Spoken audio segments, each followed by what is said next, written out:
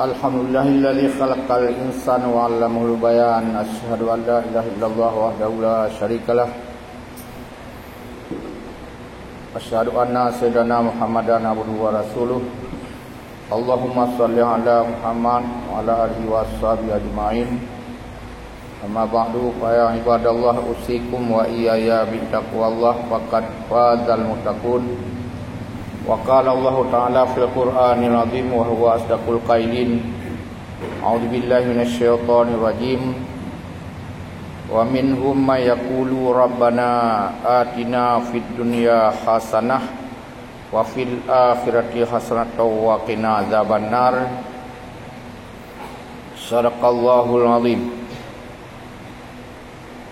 Kaum muslimin jamaah Jumat yang dirahmati Allah, ayat yang baru khatib bacakan tadi adalah surat Al-Baqarah 201, yang mana Allah mempermaklumkan kepada kita dan sekaligus mengharapkan jamaah haji yang sudah selesai haji, puncaknya mungkin di Arafah, setelah itu langsung berzikir terus, mengingat Allah, seperti kita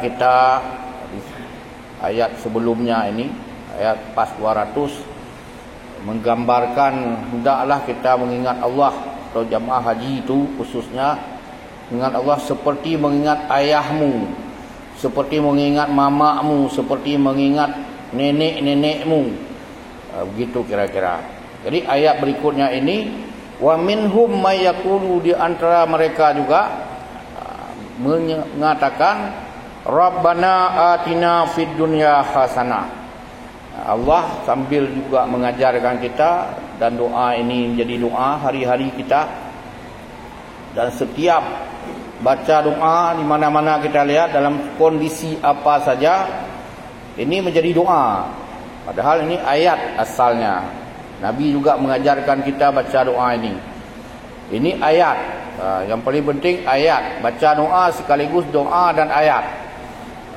Mayaqulu amanna, mayaqulu rabbana atina fid dunya hasanah. Ya Tuhan kami, atina, berikanlah kepada kami, fid dunya hasanah, di dunia hasanah. Dalam ayat ini dunia dulu yang hasanah, yang baik, yang bagus, yang mewah lah. Baru berikutnya wa fil akhirati hasanah, juga untuk hari akhirat yang hasanah. Jadi kira-kira doa yang kita baca itu seimbanglah untuk kehidupan di dunia dan akhirat. Bagaimana ukurannya? Standar, cukup di dunia. Tapi kalau di dunia utang sana, utang sini, tidak cukup sana, tidak cukup sini, sempit sana, sempit sini, itulah ukurannya. Kira-kira nol utang. Karena beban yang paling berat utang. Walaupun tidak kita bayar, tapi utang itu mau meninggal juga harus dilapor lagi utang. Dalam kubur tanya lagi utang. Ada mayat dibawa kepada Nabi, jenazah, suruh minta salat. Perjalanan cukup jauh sudah, berpuluh-puluh kilometer mengharungi bukit tandus, padang pasir, untuk disalatkan oleh Nabi. Nabi bertanya hanya satu, apakah dia masih ada utang? Tidak ada yang jawab. Siapa tahu, kan tidak tahu orang. Mungkin anak pun tidak tahu ada utang kita, isteri pun juga tidak tahu ada utang. Tidak jawab. Disuruh bawa balik. Ini bawa kayak puan rumah ke dia. Tidak mau salat Nabi. Hari ini bangsa Indonesia begitu lahir dalam menit ini, ada utang sekitar 20 juta per orang, bayi baru lahir. Karena negara kita berutang hari ini hampir 7.000 triliun. Bunganya saja per hari 1 triliun dari bunga ke bunga itu.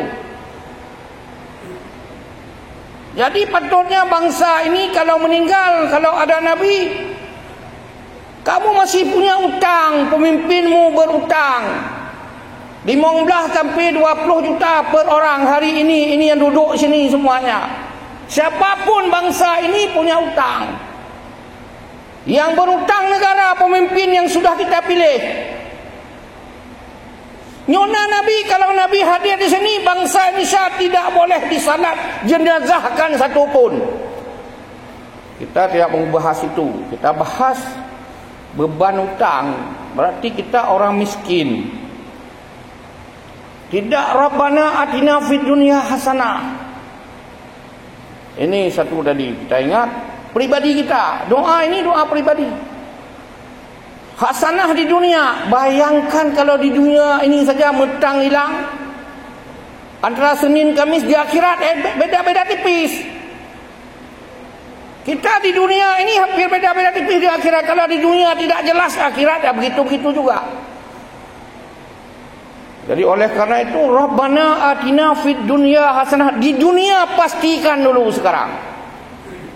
Menurut ayat ini, doa kita selalu kita angkat tangan, dunia pastikan dulu. Nabi mengatakan, ikmal di dunyaka. Kamu mesti melakukan pekerjaan duniamu. Ka'annaka ta'ishu abada. Kamu bukan 70 umur kamu. Sudah pensiun 60 tahun, 65 tahun, tak mau bekerja lagi, cukup dengan gaji-gaji itu saja, bukan. Ta'ishu abada, kata Nabi, kamu akan pastikan kamu walaupun tidak hidup abada selamanya. Ikmal di dunyaka. Kamu harus lakukan pekerjaan duniamu. Jangan tunggu bulan ke bulan itu bansos, uang beras miskin, zakat orang. Tidak. Itu salah besar. Doamu kamu tiap saat, doa pemimpinmu, doa ulamamu itu dunia dulu. Ka'annaka ta'ishu abada wa'mal li akhiratika. Kamu juga lakukan untuk akhiratmu.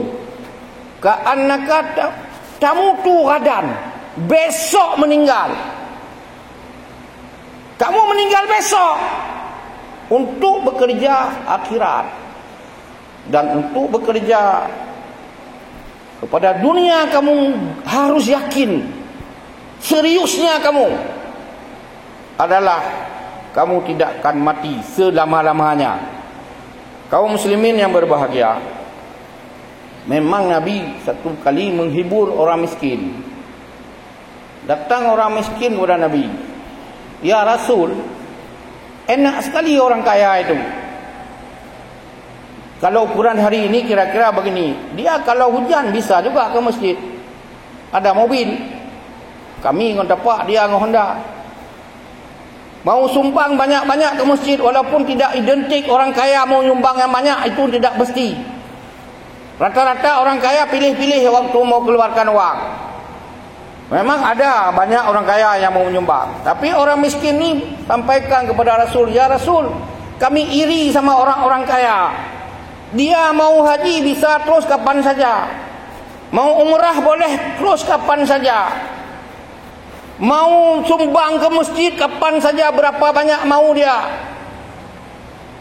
Jadi Nabi mengatakan sama saja. Dia kasih sumbangan, kamu kasih sumbangan, nilainya sama. Iya, dia boleh kasih yang banyak, dia boleh beribadat yang banyak, dia sehat terus, berzikirnya banyak, kami bertungkus lumus terus. Ya Rasul, kapan kami untuk berdoa, kapan kami untuk beribadat? Kamu lebih, kata Nabi. Saya pertama dibangkitkan bersama orang fukara nanti. Saya minta kepada Tuhan, saya bangga. Saya harus bersama orang fukara, orang miskin, orang fukara dan masakin.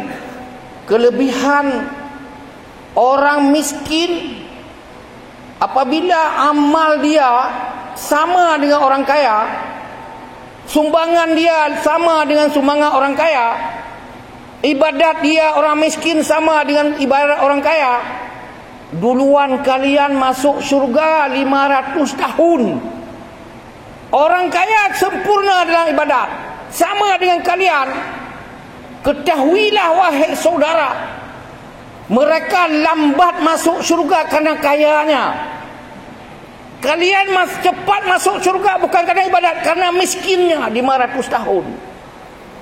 Ini untuk menghibur. Boleh kita berbangga kalau kita memang tak mungkin keluar dari kemiskinan, tak bisa mempolakan untuk kaya. Kaum muslimin yang berbahagia, ayat berikutnya tadi, lanjutan ayat 202. Ulaika lahum, orang yang berdoa tadi, lahum bagi mereka itu nasibun, nasib bahasa kita, nasibun mimma kasabu. Semuanya nasibnya itu dia mempunyai apa yang dia usahakan. Kasabu berarti doa okey. Usaha ini harus menentukan. Salah fikir kita kapan-kapan dunia jut bacut-bacut, slow-slow saja. Yang penting akhirat pastikan.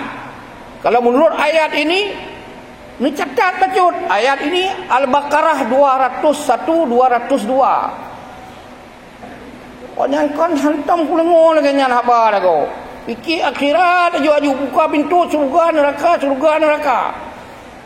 Ini ayat dan doa yang kita baca itu jangan salah. Untuk apa kita angkat tangan terus kalau tidak mau merubah? Ini bima kasabu. Ingat lagi ini Al-Baqarah 202. Kata Allah ulaika lahum. Mereka akan memiliki, lahum itu baginya. Bagi awak mendoanya.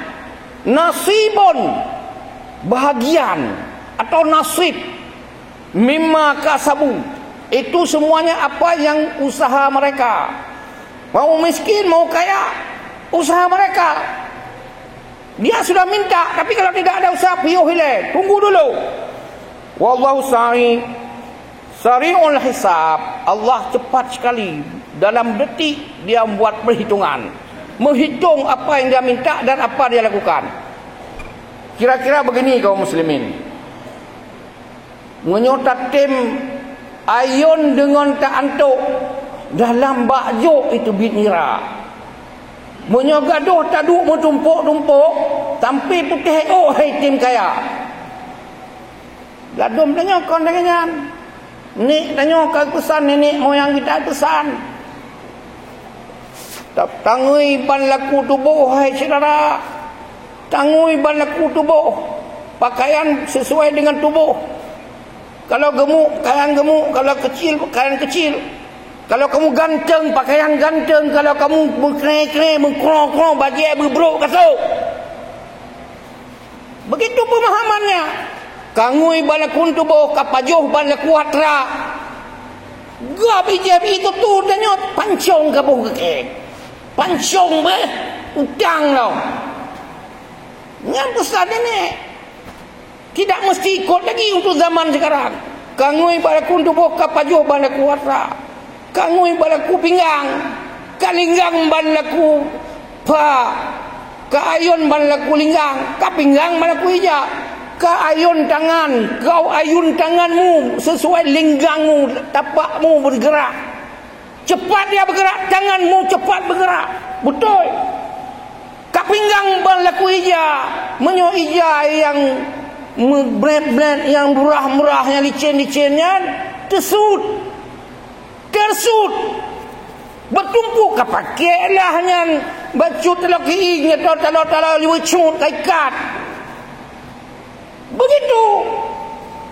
Kajak balaku linggang. Kaayun tangan balaku linggang. Kapinggang balaku ijak. Betul.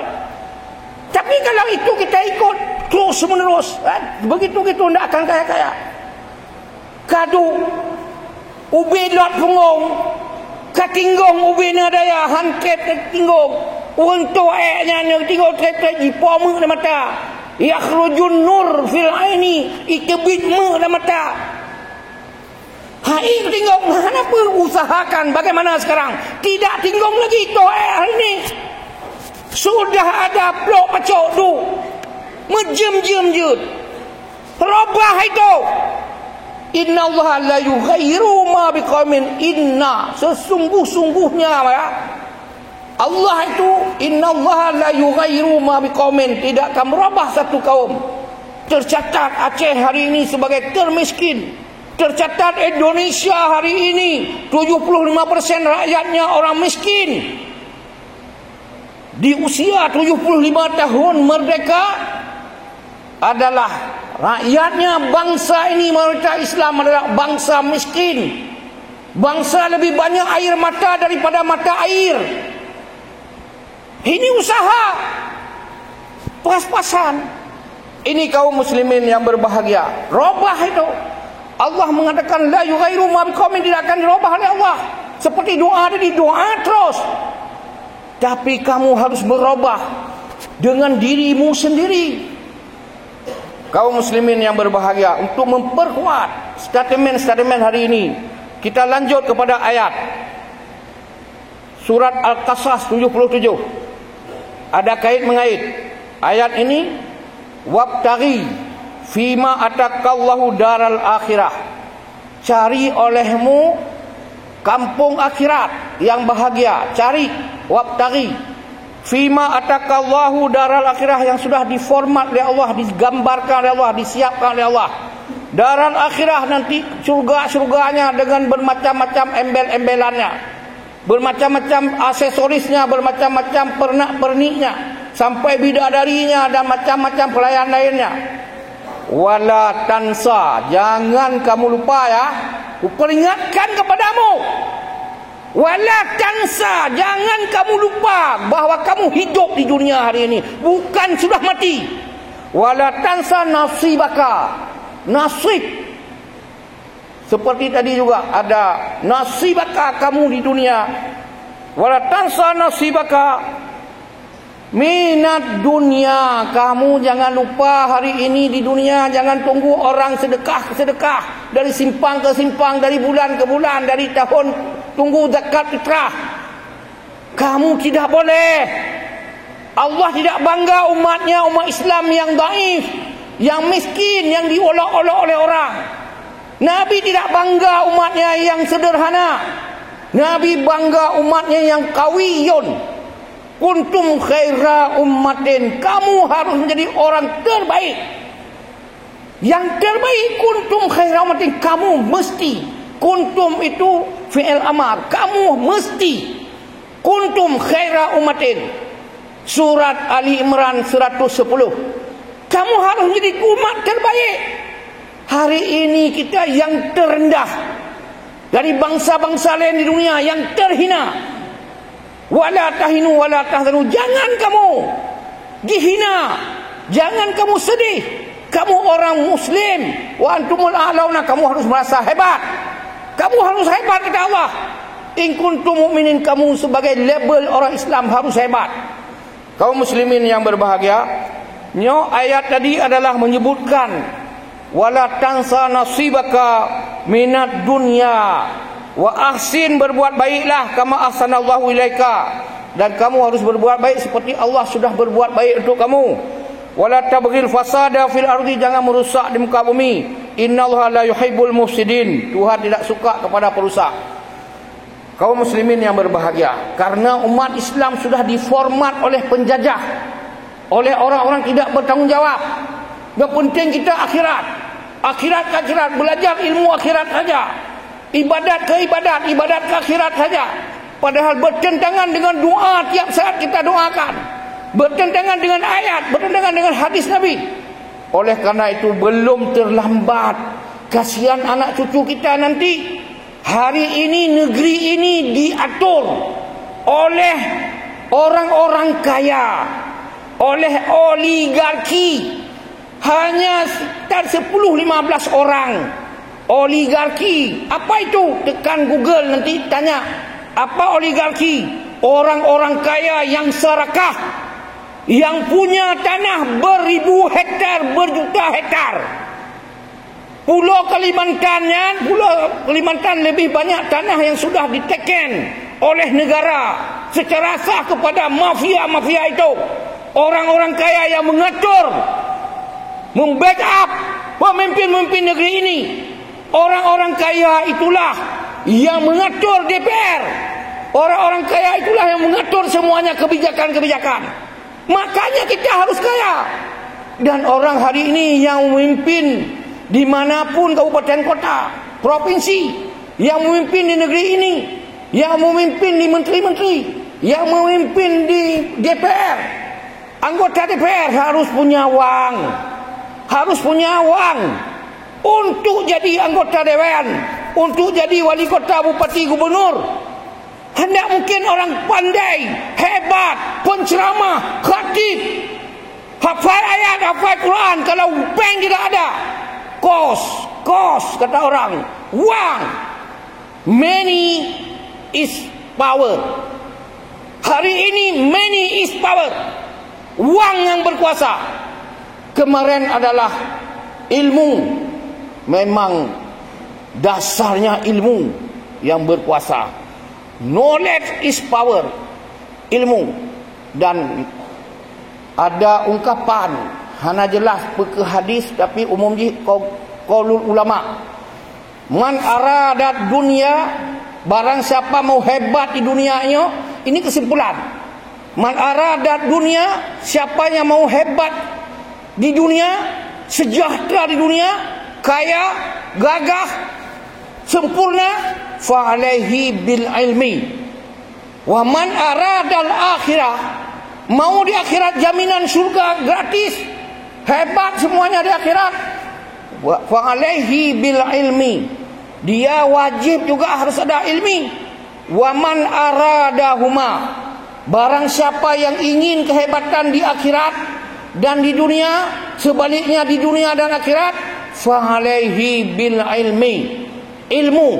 Ilmulah modal untuk orang sempurna dan untuk merubah nasib bangsa ini, merubah nasib kita sendiri, nasib umat Islam yang hari ini menjadi sebagai kesimpulan umat Islam terbodoh, termiskin, yang terjelek semuanya. Ada umat Islam termasuk yang suka bertengkar sesama sendiri. Itu semuanya penyebabnya ilmu terbatas. Mudah-mudahan khutbah ini ada manfaatnya. Dan yang kemarin sudah mengklaim harga mati dunia saja-saja, akhirat nomor 2, kaji piu. Juga yang akhirat melulu, dunia nomor 2, kaji piu. Berhenti berfikir seperti itu karena ayat dan doa kita baca tiap hari. Hadis-hadis Nabi menyatakan seimbang. Harus ada kebahagiaan di dunia daripada ditipu, dijajah. Bangsa-bangsa di dunia yang dijajah hari ini karena kebodohan dan kemiskinan. Makanya kita lihatlah, terserah disiapkan bangsa ini untuk bodoh atau tidak, supaya enak diatur, enak diadu domba, dan enak untuk disuruh pilih A, B, C. Dikasih paket Indomie, pilih 100.000, pilih 25.000, pilih. Apa yang dipilih itulah musuh-musuh Tuhan, musuh-musuh agama. Keluarlah kebijakan-kebijakan yang bertentangan dengan agama. Mau dihapus agama dalam kebijakan pendidikan nasional. Dan larangan-larangan pakai cadar, pakai jilbab untuk orang. Dan macam-macam lain akan keluar terus. Karena mereka diatur oleh kelompok-kelompok yang anti agama, musuh agama. Dan mereka jahat durjananya, menuduh umat Islam bodoh, umat Islam intoleran, menuduh umat Islam teroris, menuduh umat Islam radikal, menuduh umat Islam anti Pancasila, menuduh umat Islam anti NKRI.